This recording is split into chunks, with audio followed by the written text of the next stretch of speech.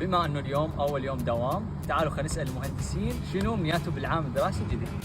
التزم بالدوام. التزم بالدراسه وما احسن روح حضرة شيء. امنيتي انه اصير انسان ناجح بحياتي. اي والله القى محتوى. دور ميمز يعني؟ اي ادور محتوى بالجامعه. انا ما عندي امنيات، عندي اهداف. امنيتي انا اخلص من تراكمات اطلع اوائل على عنادهم كلهم. اخلص من هذول.